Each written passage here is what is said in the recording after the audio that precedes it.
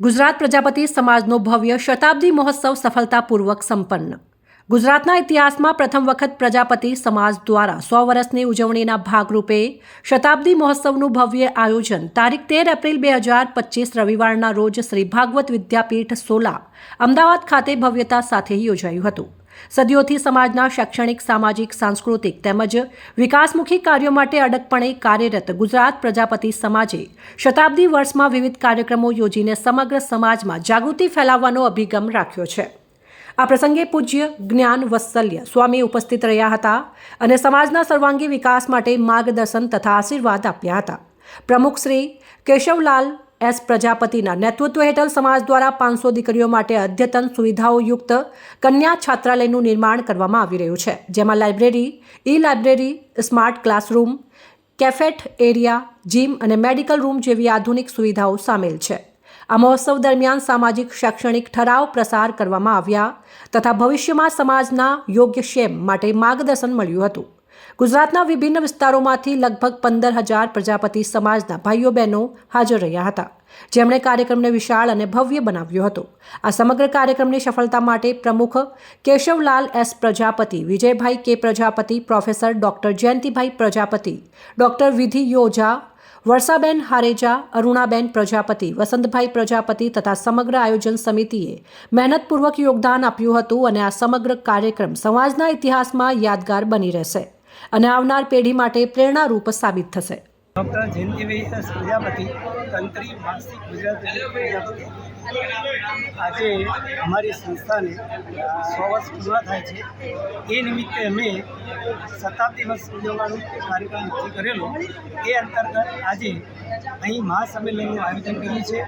આ સંમેલનના આયોજનનો હેતુ સમાજનું સંગઠન થાય, સમાજ મજબૂત બને, સમાજનું સરકારમાં અને સંગઠનમાં એનો અવાજ ઉઠે, તેની દેખવા મળે અને બધા જ ભાઈચારો જાળવી અને એક સાથે રહે, એકતા કરે, એ એનો મારો મુખ્ય આશય છે.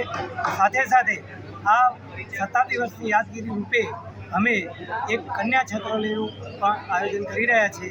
એનું ખાતમુહૂર્ત થઈ ગયું છે, કામ પણ ચાલુ થઈ ગયું છે અને લગભગ વર્ષ સવા વર્ષમાં અમારું આ કન્યા છાત્રાલય ચાલુ થઈ જશે. 500 દીકરીઓ એમાં હશે. અદ્યતન છાત્રાલય છે, એમાં બધા જ પ્રકારની સગવડો ઊભી કરવામાં આવી છે. આ કન્યા છાત્રાલયમાં ખૂબ જ રાહત દરે બહેનોને એમાં પ્રવેશ મળશે અને બહુ જ આધુનિક રીતે આ છાત્રાલય તૈયાર કરવામાં આવ્યું છે. હું કાંતિભાઈ ઓઝા, ઉપપ્રમુખ ગુજરાત પ્રજાપતિ સમાજ અમદાવાદ. આજે મને મીડિયા સમક્ષ જણાવતા આનંદ થાય છે કે અમારી આ સંસ્થાનો સ્થાપના 1924માં કરવામાં આવેલ હતી. આજે આ સંસ્થાને 100 વર્ષ પૂર્ણ થાય છે. તે નિમિત્તે અમે શતાબ્દી મહોત્સવ ઉજવવા જઈ રહ્યા છીએ અને આખા ગુજરાતમાંથી દરેક ખૂણે ખૂણેથી અમારા સમાજના લોકો આજે અહીં પધારી રહ્યા છે. સાથે સાથે અમારા સમાજની દીકરીઓ માટે એક અદ્યતન હોસ્ટેલ એટલે કે બાળાઓને રહેવા માટે એક આધુનિક અને લગભગ ફ્રી ઉપમાં ઉપલબ્ધ થાય એવી હોસ્ટેલનું નિર્માણ પણ કરી રહ્યા છે, જે અમે આગામી વર્ષમાં, આગામી શૈક્ષણિક વર્ષમાં ચાલુ કરવા માગીએ છીએ. મને ગર્વ છે. હું છું પ્રજાપતિ.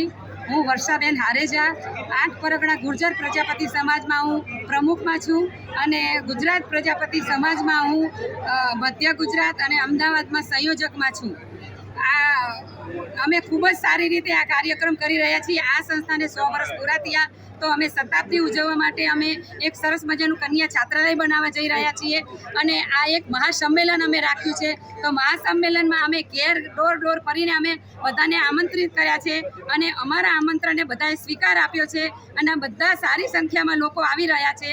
અમે બહેનોનો સાડીનો ડ્રેસ કોડ રાખ્યો છે અને ભાઈઓને કોટીમાં ડ્રેસ કોડ રાખ્યો છે અને બધાને અમે બસતીને બધી સગવડતા પણ કરી આપી છે.